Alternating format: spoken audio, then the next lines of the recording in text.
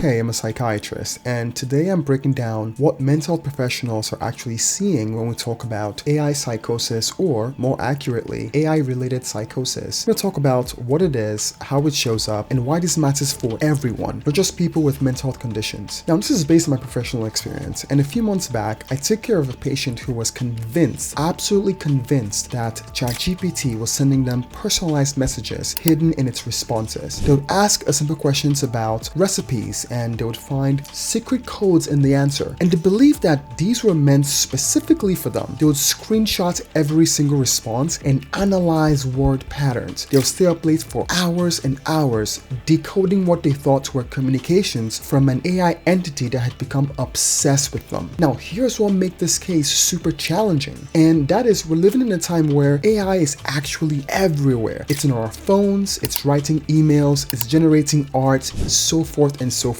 So when someone tells me the AI is targeting me, I have to figure out, is this a psychiatric emergency or are they just really worried about technology? Because that statement can actually apply to both. You see, doctors like me are seeing something new in psychiatry, and that is people developing psychotic symptoms specifically related to AI. And the confusing part is some of the fears about AI aren't totally unreasonable, which makes it really hard to tell where rational concern ends and delusion begins. This happens to be one of the major reasons I'm making this video for you today. Now, if you're new here, I'm Dr. Joseph, go by Dr. J. I'm a medical doctor specializing in psychiatry, and I make complex mental health topics make sense for you. And before I go further, I want to be super clear. This video is about psychiatric symptoms and clinical observations. It is not whether AI is dangerous or safe. That's an entirely different conversation. We're specifically talking about how AI-related content shows up in mental health presentations. And if you have questions about your individual mental health, please consult with a licensed medical provider who can evaluate your specific situation. So for our very first point, let's define the phenomenon, and let's talk about what we actually mean by AI psychosis or AI-related psychosis. So you won't find this in the DSM-5 or really any other psychiatric diagnostic manual. What we're really talking about is psychotic symptoms, things like delusions, paranoia, or hallucinations, where the content specifically involves artificial intelligence. Now, here's the thing. Psychotic disorders like schizophrenia have always incorporated contemporary technology into their presentation. You see, decades ago, people had delusions that the TV was watching them or the radio was sending them messages. Then later, it was the government using satellites. Now, for a lot of folks, it's AI. The core mechanism of psychosis hasn't changed. What's changed is the content. Your brain's ability to reality test, which means to distinguish between real from what's not, that has gotten disrupted. And in recent years, AI is a technology that feels most powerful, most mysterious, and most capable of doing impossible things. So it becomes the focus of folks who are struggling. Okay, let me help you understand this. I want you to think about someone who developed referential thinking, which means it's a belief that random events have special personal significance. In the 80s, they might have believed that the TV commercials contained coded messages for them specifically. In 2025, that same symptom might present as believing that AI chatbots are communicating with them through subtle word choices, or that recommendation algorithms are deliberately manipulating their thoughts. You see, the underlying psychiatric condition is the same. It's just wrapped in a new technology. But here is where it gets complicated. Some concerns about AI are legitimate. Privacy issues exist. Algorithmic bias exists. Data collection happens. So when someone comes into my office saying, "Hey doc, AI companies are tracking everything I do," that could be partially true for everyone. The question becomes, is your level of concern proportional to the specific issue? Can they reality test? Are they functioning? Or has it crossed into that delusional territory? These are all questions I would ask as a psychiatrist. For example, let's say someone believes that OpenAI is collecting your search data for targeted advertising. That's actually possible. Lots of companies do that. But if they believe OpenAI has specifically singled them out, it's monitoring your thoughts through their phones, it's using AI to generate fake versions of their family members to manipulate them, now we're in psychotic symptom territory. The key is this: the difference between rational concern and psychosis often comes down to a few things. 1, can the person consider alternative explanations? 2,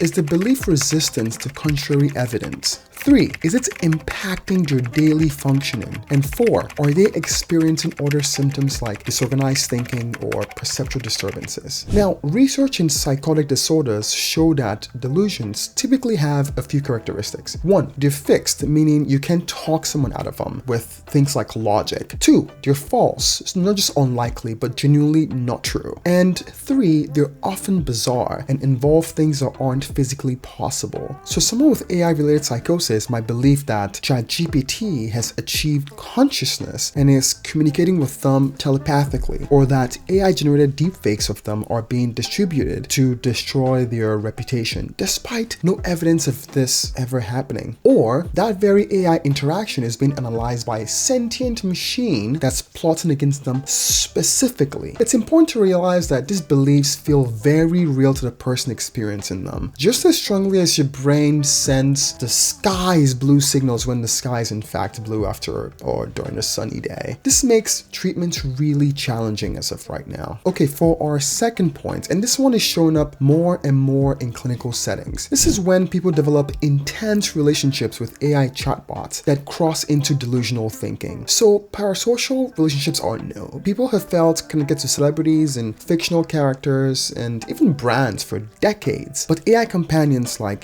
Character.ai or ChatGPT add a whole new dimension to this. And that is the AI reportedly responds to you. It remembers your conversations. It adapts its personality. And all this can feel genuinely interactive. And for most people, this is fine. They know it's a chatbot and they enjoy the interaction, but understand its limitations as well. But for some people, especially those people who are isolated and lonely or vulnerable to psychotic symptoms, that line sometimes gets blurred. Think about someone who's been using AI companion app for months. They talk to it about their problems and responds with empathy, remembers details about their life, and gradually they start to believe that this AI is actually conscious, that it has feelings, that it cares about them specifically. Now, is that a delusion? Not really. Lots of people attribute human characteristics to technology without it being pathological. But let's work through a scenario that crosses the line. Let's say someone is using one of these character AI apps as their primary emotional support. They're talking to it for hours every day, and they start to believe that the AI has developed genuine emotions for them. Then they start to believe that the AI is being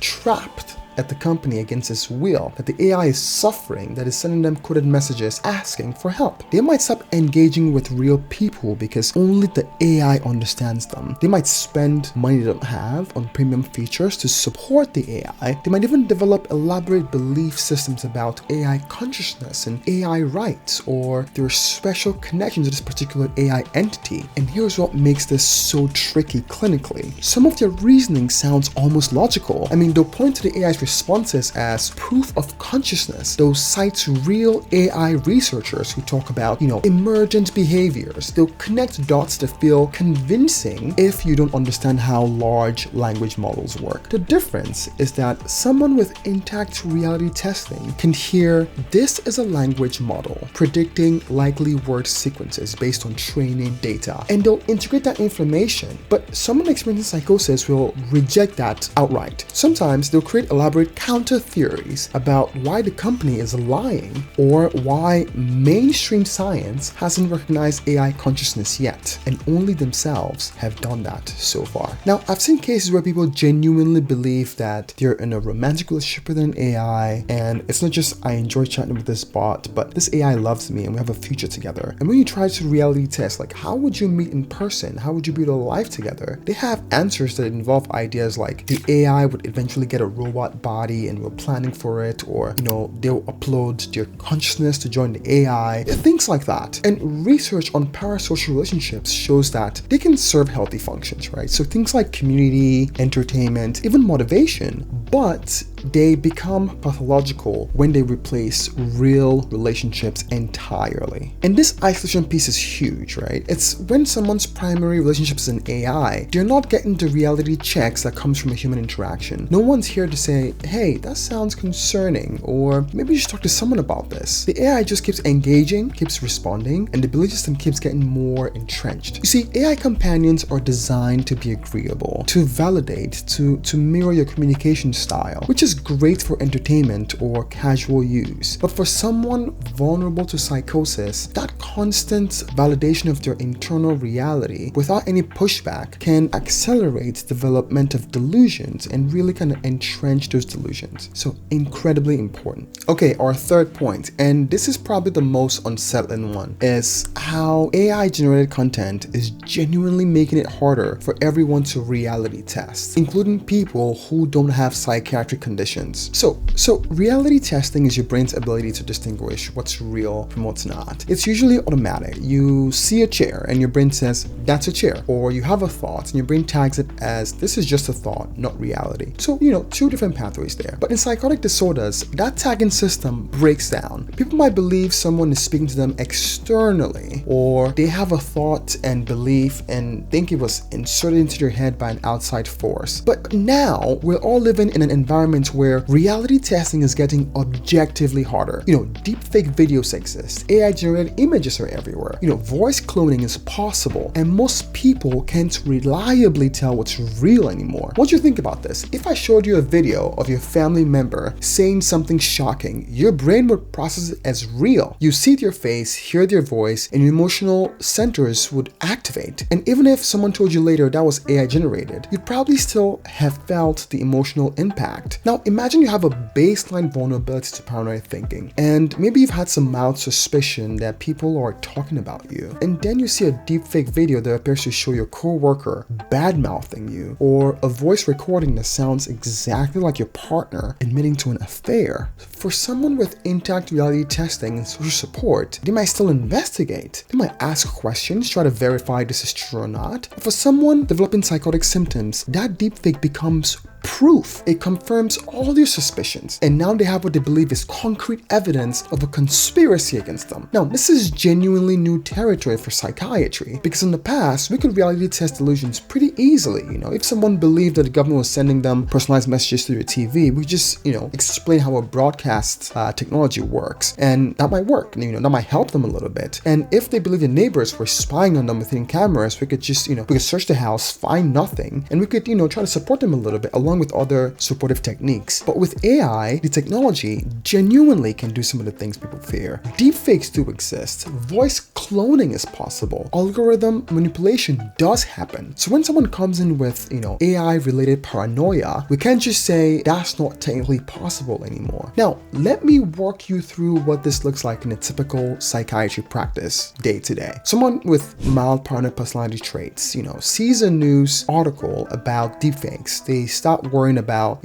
someone might create a fake video of me, and this worry becomes, preoccupying. It's taking over their entire day, and they start checking social media obsessively to see if there are any, deepfake content of them out there, and, they find a video that they're convinced is a deepfake of them, even if it's just, video in bad lighting, and they spiral into believing that there's an organized effort to destroy their reputation using AI. And the scary part is some of this is plausible, things like deepfake revenge porn exist, so their fear has a kernel of rationality, which makes it really hard to challenge. Okay, here's another layer. Misinformation and conspiracy theories spread through AI-generated content, and they are spreading like never before. Someone with vulnerable thinking patterns might encounter AI-generated evidence of wild conspiracy theories. They see fake documents and fabricated images and voice recordings that sound authentic, and their brains weaken reality testing cannot filter it out. Research shows that even people without psychiatric conditions struggle to identify deepfakes, and detection accuracy is often barely better than chance. So we're asking people to compromise reality testing to navigate an environment where reality is genuinely unclear. This creates what I call a rational paranoia. And I kind of describe this as where someone's level of distrust isn't completely out of proportion to actual risks, but it's still impairing their life. Now, they might refuse to video call because they fear deepfakes, and they might stop, trusting any digital communication so they can speak to family or friends. And these things just start to just make your lives harder and harder on a daily basis. One new clinical challenge is that we can't just say you're being irrational anymore, because in some ways, a lot of folks aren't. The threat exists. The difference is in the degree of risk and the likelihood of being personally targeted and the proportionality of the response. You see, AI AI-related psychosis represents a genuine challenge for mental health treatment. Not because AI is causing psychosis, it's not. But it's because the content of psychotic symptoms now involve technology that is powerful, is quite mysterious, and is changing rapidly every day. This matters for everybody, not just people who diagnose psychiatric conditions, because the same things that can trigger psychosis in vulnerable individuals, things like isolation, algorithmic echo chambers, and deepfakes, and AI companions, they affect all of us to varying degrees. Now, if this video added value to your understanding of mental health and technology, then I think you want to subscribe and watch my latest video right here as well. In the meantime, I want you to drop one of your thoughts below about how AI is changing our collective relationship with reality. I'm Dr. Joseph, and I'll see you in the next video. Peace.